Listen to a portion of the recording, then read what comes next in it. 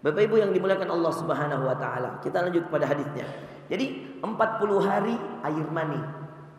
Prosesnya ini penciptaan manusia. 40 hari segumpal darah. Alaqah. Ini yang kalau dalam Al-Qur'an namanya surah Al-Alaq.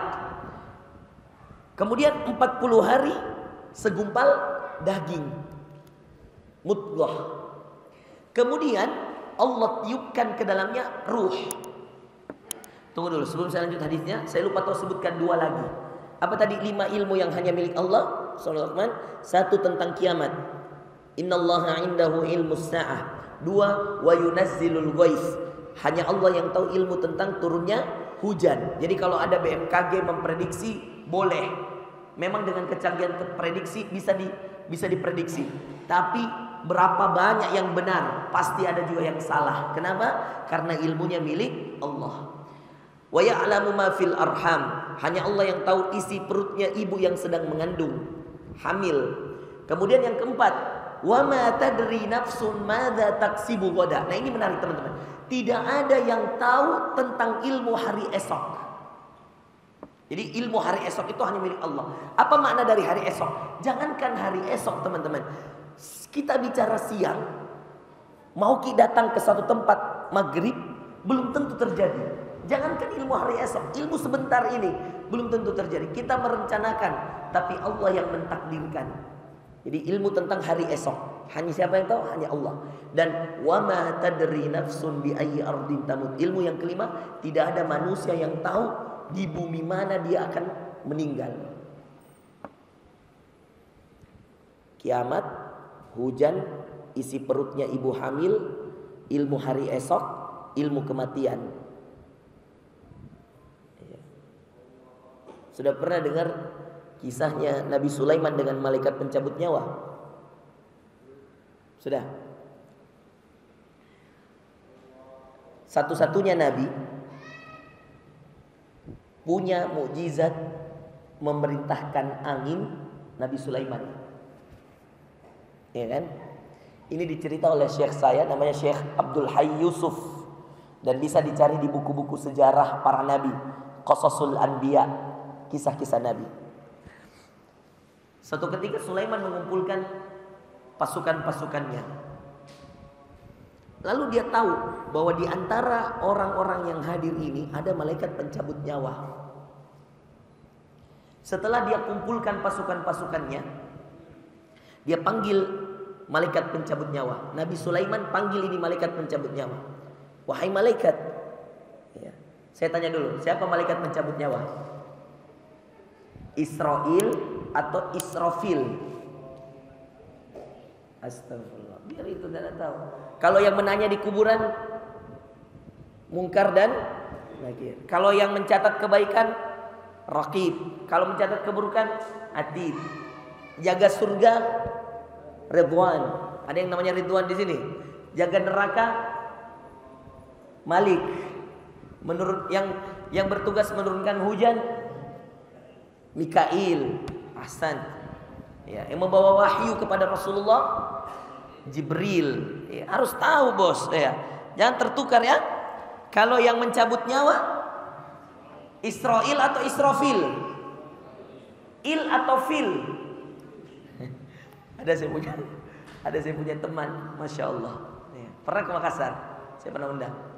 Anaknya Ustadz kita Abu Jibril sudah meninggal. Semua anaknya malaikat. Anak pertamanya itu Jibril, teman saya. Jadi dia kunyahnya Abu Jibril, bapaknya Jibril. Teman saya yang sangat dekat ini adiknya Jibril, namanya Israfil. Makanya saya selalu kalau ketemu saya bilang, Fil, di mana kau simpan trompet?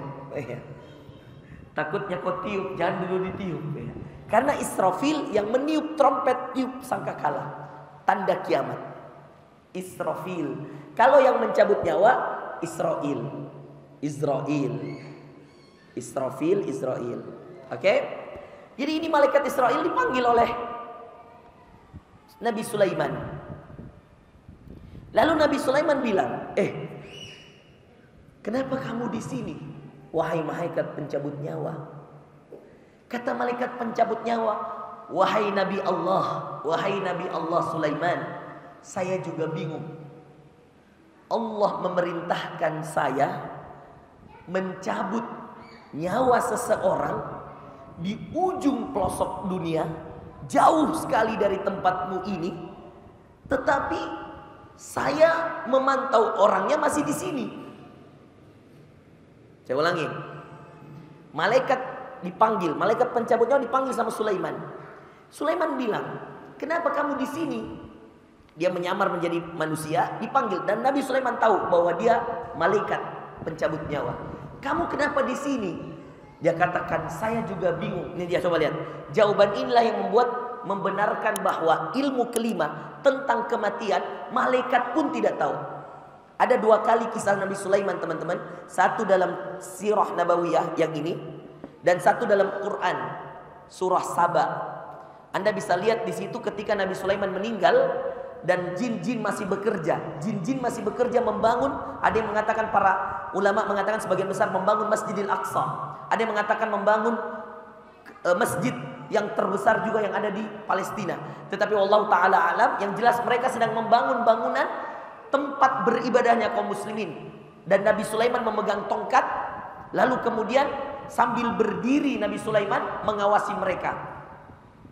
Seandainya jin-jin itu, kata Allah dalam Al-Quran, seandainya jin-jin itu mengetahui yang gaib, maka sudah lama mereka berhenti bekerja, karena mereka tahu Sulaiman sudah wafat.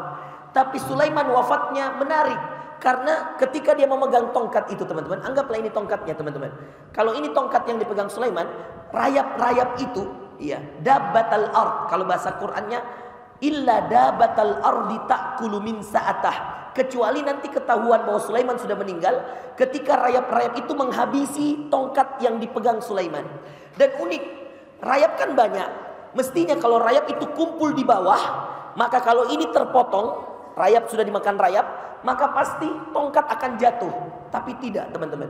Ini anggaplah tongkat seperti ini digigit dulu pinggirnya oleh rayap-rayap. Pinggirnya dulu. Jadi masih bertahan. Pinggir sampai ke tengah, sampai menipis. Jadi tongkat yang segede ini misalkan makin menipis sampai kemudian jatuh Nabi Sulaiman bersamaan dengan selesainya pembangunan Masjidil Aqsa. Subhanallah. Coba. Quran yang bicara menandakan ilmu gaib yang tadi kita bahas. Surah Luqman ayat 34 tentang kematian betul-betul milik Allah. Malaikat pencabut nyawa saja tidak tahu bahwa Sulaiman akan wafat dalam keadaan menjaga, mengawasi para jin membangun bangunan. Maka teman-teman, yang umat Nabi Sulaiman ini, kaumnya Nabi Sulaiman, itu unik. Kenapa? Karena ketika malaikat pencabut nyawa, Nabi Sulaiman tidak tahu, inilah buktinya. Bahwa biar Nabi tidak tahu, malaikat pencabut nyawa tidak tahu. Nabi Sulaiman bertanya, "Kamu ngapain di sini?" Kata malaikat pencabut nyawa, "Saya juga bingung. Saya sebentar lagi akan mencabut nyawanya seseorang di tempat yang paling jauh." Dalam Qasasul Anbiya diceritakan, disebutkan di situ semacam samudra India, di daerah India, teman-teman. India ke mana namanya? Ke Palestina. Nabi Sulaiman kerajaannya di Palestina. Palestina ke India itu kalau naik pesawat 6 jam 5 jam. Kira-kira seperti itu. Seperti itu jaraknya. Kalau berjalan kaki susah, nggak ada daratannya. Jadi bayangkan, dia bilang kira-kira, tapi ini masalah Indianya, teman-teman. Ini tidak ada di hadis. Makanya kita tidak boleh menjadikan dia ilmu rujukan. Intinya tempat terjauh. Ya. Meskipun ada seorang ulama sirah mengatakan tempat itu di India. Wallahu a'lam. Ini saya sampaikan karena saya jurusan ilmu hadis, yang begini-begini saya biasanya tidak langsung percaya. Jadi saya coba, kalau saya bercerita saya akan mengatakan bahwa dia minta untuk dia diperintah Allah untuk mencabut nyawanya orang di tempat paling jauh. Sedangkan orangnya itu masih ada di depan Nabi Sulaiman. Makanya malaikat juga bingung. Anggaplah mungkin 13, anggaplah ya jam 1.00 tadi Sulaiman masih kumpul, malaikat pencabut nyawa masih di sini. Kenapa malaikat pencabut nyawa di sini? Dia menjaga ini orang karena sebentar lagi 13.30 jadwalnya ini malaikat pencabut nyawa mencabut orang ini di India. Jadi itu yang dibingungkan oleh malaikat. Gimana ceritanya? Itulah wa arsalna lahu rih. Itu kan Mujizat Sulaiman, kami izinkan dia memerintahkan angin. Teman-teman, qadarullah, ketika malaikat ini cerita bahwa Sulaiman, saya juga bingung, saya akan mencabut nyawanya orang sebentar lagi di tempat terjauh, sedangkan orangnya baru aja ada di sini. Dia katakan Sulaiman, Allahu Akbar, la haula wa la quwata illa billah. Tidak ada daya dan tidak ada upaya kecuali milik Allah. Membuat Nabi Sulaiman juga bersyukur kepada Allah bahwa ilmu tentang kematian hanya milik Allah. Karena kalau Sulaiman juga tahu, makin pusing Sulaiman untuk mensyukuri nikmat. Sulaiman lalu mengatakan pada malaikat pencabut nyawa, baru saja kaum saya ini datang ke saya. Baru saja dia datang ke saya. Dia mengatakan, wahai Nabi Allah, saya sungguh ketakutan. Kenapa? Ada apa denganmu? Dia katakan, ada seorang yang saya tidak kenal ikut dalam perkumpulan ini, yang dari awal perkumpulan sampai selesai engkau memberikan pengarahan, dia terus menatap saya dengan tatapan tajam, tatapan yang sangat menakutkan. Maka wahai Nabi Allah, ini Sulaiman sebelum panggil malaikat maut ternyata didatangi oleh orang ini. Maka wahai Nabi Allah, izinkan saya meminta kepadamu, perintahkan angin untuk membawa saya ke tempat paling jauh dari tempat ini. Dia katakan, baiklah. Kata Nabi Sulaiman, baiklah. Diperintahkanlah angin. Wahai angin, oleh Nabi Sulaiman, bawalah. Dengan ini kan mukjizat Nabi Sulaiman. Kalau anda tidak percaya, kita tidak muslim. Harus kita percaya. Kenapa teman-teman? Karena ini mukjizatnya disebut dalam Quran. Dan kami utuskan kepada Sulaiman, perintah dia untuk angin kemana saja dia mau, ke timur, ke barat. Maka Sulaiman mengatakan pada angin, bawalah orang ini ke tempat terjauh. Setelah ini dibawa, panggil malaikat maut. Malaikat maut bilang, saya juga bingung. Saya disuruh nyambut nyawa orang di tempat terjauh dan orangnya masih di sini. Disitulah Sulaiman bertasbih, memuji Allah. Lalu dia mengatakan, maha benar Allah, maha kuasa Allah. Karena baru saja orang itu datang, wahai malaikat maut. Dia takut dengan tatapanmu dan dia minta untuk saya pindahkan dengan angin ke tempat terjauh. Seandainya, kata Sulaiman, seandainya dia di sini saja, dia tidak akan mati. Coba. Maka malaikat maut setelah dia bilang begitu, apa dia bilang? Baik Nabi Allah, kalau begitu izinkan saya melaksanakan tugas sekarang. Di mana dicabut? Di sana. Kata Sulaiman, seandainya ini orang tidak minta untuk diutus ke sana, dibuang dengan angin ke sana, dia tidak akan, karena memang sudah Allah atur takdirnya meninggal di sana, bukan di tempat di Palestina. Allahu Akbar.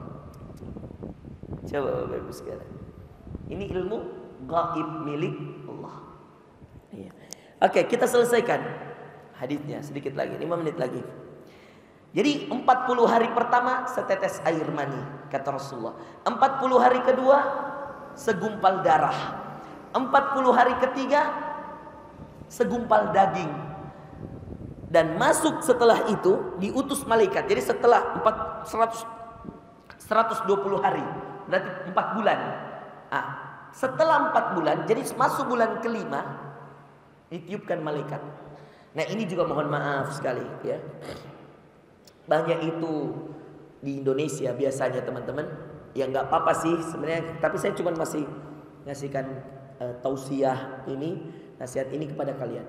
Makanya biasanya di Indonesia itu kalau lahiran toh 4 bulanan, nah bikin acara. Kalau ada orang hamil 4 bulanan, dibikinkan acara. Ya, pandangannya mungkin orang-orang terdahulu itu ya, kalau 4 bulan nih, lewat 4 bulan ditiup nih ruh. Memang itu betul, ditiup ruh. Tapi yang tidak sunnah adalah merutinkan ini teman-teman. Tidak usah ya. Tidak usah memaksa. Lebih bagus itu uang bikin acara, simpan untuk akikah yang jelas-jelas sunnah. Walimah akikah. Seandainya teman-teman saya kasih tahu, seandainya memang 4 bulanan itu perlu disyukuri, maka orang yang paling pertama melakukan itu Rasulullah. Kan Rasulullah punya anak. Ya, ada Ruqayyah, ada Ummu Kalsum, ya kan? Yang sampai besar. Walaupun anak laki-lakinya Rasulullah itu teman-teman meninggalnya kecil semua. Qasim meninggal kecil, Ibrahim meninggal kecil. Yang bertahan sampai besar, yang paling lama usianya itu ibunya Al Hasan dan Al Husain, istrinya Ali bin Abi Thalib. Itu yang paling lama usia hidupnya. Namanya Fatimah. Ruqayyah meninggal. Kemudian Utsman diminta, mau nggak menikah dengan saudarinya Ummu Kalsum, nikah dengan Ummu Kalsum. Makanya Utsman bin Affan juluki Dzunnurain, orang yang memiliki dua cahaya. Jadi teman-teman yang dimuliakan Allah, tidak sunnah, ya. Tapi kalau ada orang yang lakukan Ustadz, kemudian kita diundang, ya tidak apa-apa, datang saja, doakan, ya. Kalau tidak bisa datang karena tidak mau masuk pada perkara-perkara yang khawatir tidak sunnah, doakan saja lewat WhatsApp. Semoga bayinya sehat, kita sehat sampai acara. Nggak usah terlalu keras. Nih ya, di WA ada undangannya teman, dibilang, "Tabe, bisa ki datang, saya undang ki di acara 4 bulanannya bayiku," ya kan? Misal dia dokter atau dia siapa, insya Allah kita akan ada syukuran di mana? Syukuran di rumah. Ya, terus dia bilang, "Mohon maaf dok, saya tidak bisa hadir." Bid'ah itu. Jangan begitu bahasanya, ya. Jangan begitu bahasanya. Sampaikan dengan baik, ya. Jangan menyerang orang dengan kata-kata bid'ah, itu tidak baik, Bapak Ibu sekalian, ya. Nah, kemudian Bapak Ibu yang dimuliakan Allah Subhanahu wa taala. Nah, di sini setelah itu, ya.